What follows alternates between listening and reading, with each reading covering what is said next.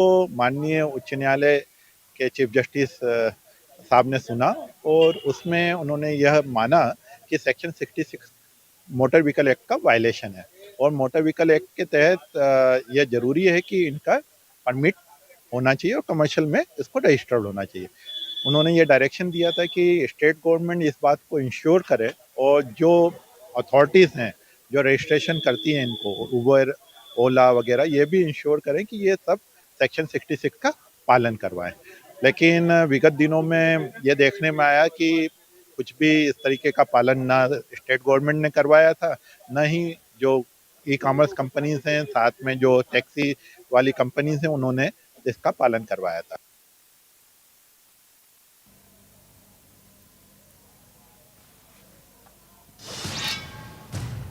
तो आज की बड़ी बहस इसी मुद्दे पर करेंगे। कुछ खास मेहमानों की मौजूदगी है। इंट्रोडक्शन आपसे करवा देती हूं। राजेश बीडकर जी, सामाजिक कार्यकर्ता और ओला उबर रैपिडो के खिलाफ शिकायतकर्ता, हमारे साथ जुड़े हुए हैं। बहुत स्वागत है राजेश जी आपका इंडिया न्यूज मध्य प्रदेश छत्तीसगढ़ पर। और वरिष्ठ पत्रकार जितेंद्र यादव जी भी हमारे साथ जुड़े हुए हैं। आपका भी सर बहुत स्वागत है। सबसे पहले शुरुआत करूंगी मैं राजेश बीडकर जी आपके साथ। राजेश जी देखिए, नाबालिग से दुष्कर्म के बाद भी अगर बाइक टैक्सी चलती रही तो सीधा सीधा क्या इसको सिस्टम फेलियर मान ले, क्योंकि हाईकोर्ट ने साफ तौर पर आदेश दे दिया था।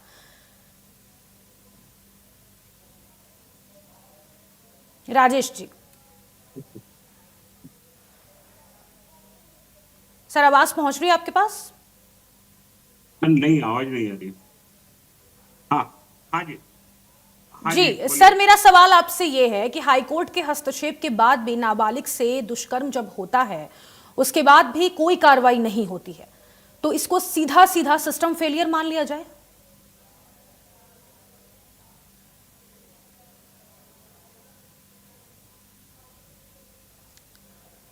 चलिए मैं दोबारा जुड़ने की कोशिश करूंगी राजेश जी से। सब रुक करते हैं जितेंद्र यादव जी का, वरिष्ठ पत्रकार भी हमारे साथ जुड़े हुए। जितेंद्र जी, यही सवाल मेरा आपसे है। देखिए, हाईकोर्ट ने 2 बार हस्तक्षेप किया है सर, उसके बाद भी नाबालिग से दुष्कर्म होता है और सिस्टम फेलियर इसको हम मान ले, क्योंकि देखिए जिस तरीके से कहा गया कि अब कोई भी निजी वाहन नहीं चला पाएंगे, ओला, रैपिडो या उबर, उसके बाद भी निजी वाहन पर रोक नहीं लगाया गया क्योंकि साफ तौर पर हाईकोर्ट ने आदेश दे दिया था सर। तो क्या प्रशासन की चुप्पी ने एक दरिंदगी को दावत दी? बिल्कुल आप सही कह रही हैं। और इसमें ये बात केवल इसकी नहीं है कि मौजूदा हालात क्या हैं। ये 5 साल 6 साल से लगभग जो है रैपिडो टैक्सी है जी। और लगभग कानून तो जो है मोटर व्हीकल एक्ट अधिनियम की धारा 66 जो वो कहती है कि कमर्शियल व्हीकल या ट्रांसपोर्टेशन व्हीकल के लिए आपको अलग से पंजीयन कराना जो है उसका अलग से बीमा होगा। लेकिन जो है हम देख रहे हैं समय से कि एक ऐसे टैक्सी जो है खास करके टू व्हीलर को जो शामिल किया जा रहा है। जी जी।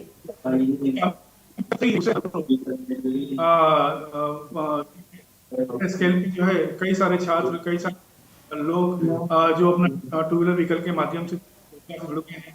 लेकिन मुश्किल यह है कि ना तो जो है इस तरह की व्हीकल पर बैठी हुई सवारी, अगर कोई एक्सीडेंट हो जाता है तो उस केस में ना ही सवारी को कोई मेडिक्लेम या कोई इंश्योरेंस कवर जो है मिलने को तैयार है, और ना ही जो है इस तरह के चालक की आइडेंटिफिकेशन या उसका जो है लाइसेंस जो है वो जब कभी सवारी लेकर जा रहा है तो जिस तरह के लाइसेंस कमर्शियलाइजेशन होना चाहिए वो सब बिल्कुल नहीं हो रहा है। और ये एप्लीकेशंस को टू व्हीलर जो निजी व्हीकल के तो रजिस्टर्ड हुआ है, जिसका इंश्योरेंस जो है निजी हुआ है, आखिर इसको कैसे जो है आप ट्रांसपोर्टेशन के तौर पर चलाने की अनुमति दे सकते हैं? मेरे ख्याल में कोई बहुत बड़ी मुश्किल नहीं है। 66 है इसका, और सेक्शन 66 है जो भी 2 पहिया वाहन को टैक्सी के तौर पर उपयोग करना चाहता है वो उसका रजिस्ट्रेशन करवाए और साथ साथ में उसको बीमित करवाए व्हीकल के तौर पर, ट्रांसपोर्टेशन व्हीकल के तौर पर। और वो इस तरह से जो है उसकी नियमितता हो जानी चाहिए थी। मानिए हाईकोर्ट ने जो है इसमें अक्टूबर 2025 में एक निर्णय दिया था, एक पिटीशन पीआईएल जो है दाखिल की, जैसा आपने जानकारी अपनी बताया है। कोर्ट ने एनपीआरटीओ को खास करके डायरेक्शन दिए थे कि भाई इसका जो है आप ये अनियमित तरीके से चल रही है, इसका विधिवत जो है आप पालन करवाइए। लेकिन आप देखिए अफसरशाही करीब करीब 3 महीने जब हम बात कर रहे हैं, लगभग 3 महीना का समय बीत चुका है। 3 महीने जी में बिल्कुल कुछ भी नहीं हुआ। उसके बाद में जो है इंदौर में इस तरह की घटना सामने आई और जिसके बाद में अब याचिकाकर्ता जो है उनमें कंटेम्प्ट फाइल करने की कोशिश जो है शुरू कर दी है इस बात पूरे मामले में। ठीक है राजेश जी, अब आवाज पहुंच रही है आपके पास? हाँ जी, नमस्कार, पहुंच जी गई। सर देखिए, जिस तरीके से अक्टूबर 2025 में साफ तौर पर हाईकोर्ट ने कह दिया था कि निजी वाहनों का कमर्शियल उपयोग नहीं किया जाएगा, लेकिन फिर भी प्रशासन के नाक के नीचे ऐसी दरिंदगी का मामला सामने आ जाता है, तो सीधा सीधा आप क्या इसको सिस्टम फेलियर मानेंगे? देखिए, आप 2025 की बात कर रहे हैं, मैं तो आज से 6 साल पहले की बात कर रहा हूँ। हमने कई आंदोलन किए, कम से कम हजारों की संख्या 12 बार ज्ञापन दिए। कलेक्टर लोकेश जाटवाल जी ने 2019 में एक आदेश जारी किया था कि रेपिडो जैसी कंपनी इंदौर शहर में प्रतिबंधित है, इनके खिलाफ कार्रवाई करें। पर आरटीओ के अधिकारी इतने भ्रष्ट है कि उन्होंने इस परंपरा को जारी रखा और जब भी ज्ञापन दिया 2, 4, 5, 10 गाड़ियां पकड़ ली, औपचारिकता पूरी कर दी। आज जिस दिन बलात्कार हुआ नाबालिग बहन के साथ, उसके 2 दिन पहले अर्चना मिश्रा प्रभारी आरटीओ थी, उनसे मेरी बात हुई। मैंने कहा कि आप कार्रवाई करें, पर उन्होंने कार्रवाई नहीं करी और 2 दिन बाद ये घटना घट गई। और आप देखिए, हमारे इंदौर के आरटीओ तो विदेश यात्रा पे। अब इतना सब कुछ होने के बाद इनने 15 गाड़ियां पकड़ी इंदौर में। दोषी इंदौर में जितना वो रेपिस्ट है, इतना आरटीओ भी है और एआरटीओ भी है। अगर सही समय पे कार्रवाई हो जाती तो ये रेप नहीं होता। और ये एक घटना नहीं है, पहले दुर्घटनाएं हुई, बहुत सारी लूटपाट हुई।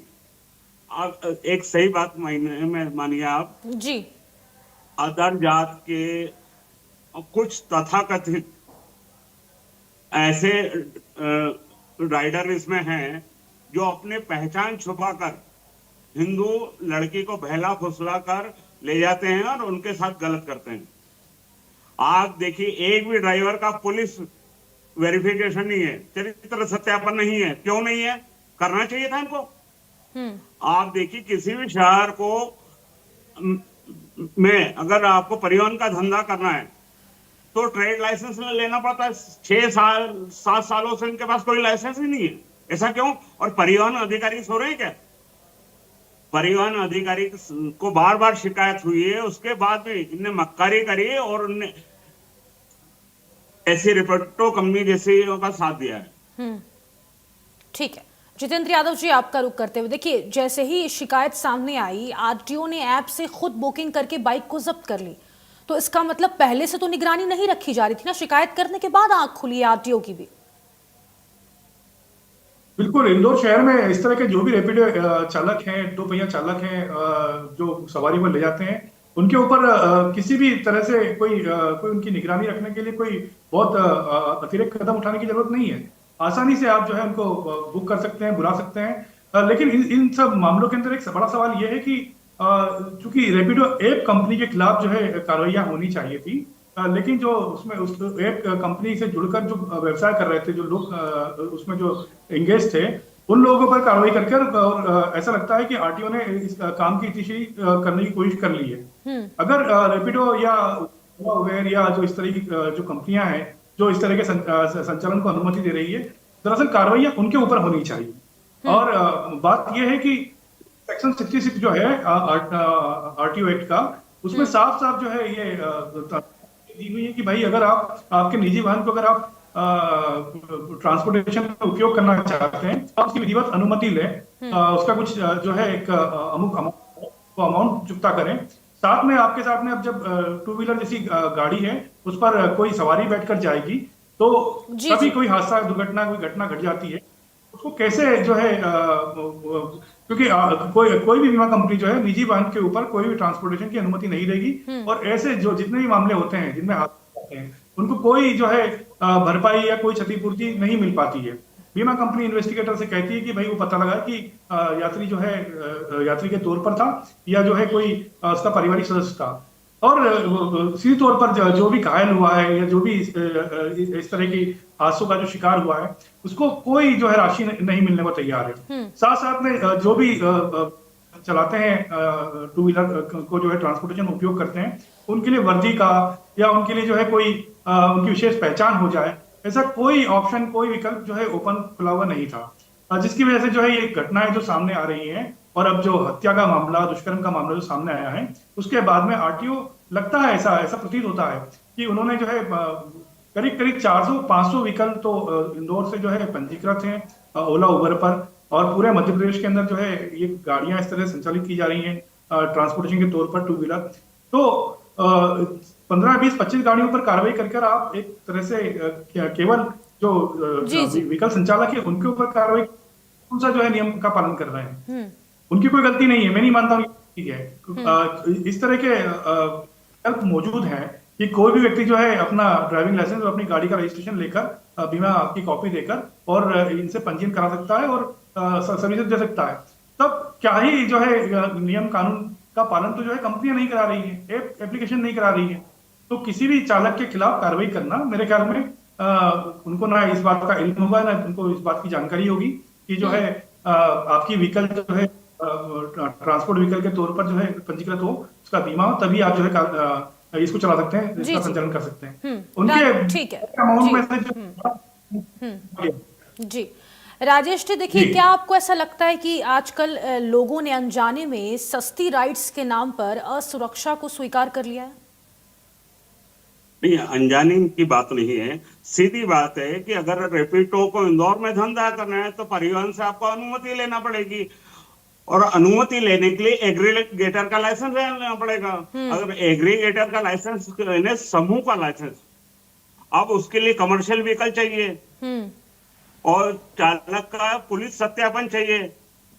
अब कंपनी एक भी रूल्स रेगुलेशन का पालन नहीं कर रही है, ये तो दोषी है, पर इसके साथ आरटीओ के अफसर भी दोषी है, उनके आंख के नीचे ये सब हो रहा है, बलात्कार हो रहा है। कितनी बड़ी घटना है, इससे पूरा शहर लज्जित हो गया है, मां अहिल्या की नगरी है, और एआरटीओ जो बैठी है, तो क्या अब इस मामले पर राजेश जी आरटीओ के अफसरों पर भी कार्रवाई बनती है?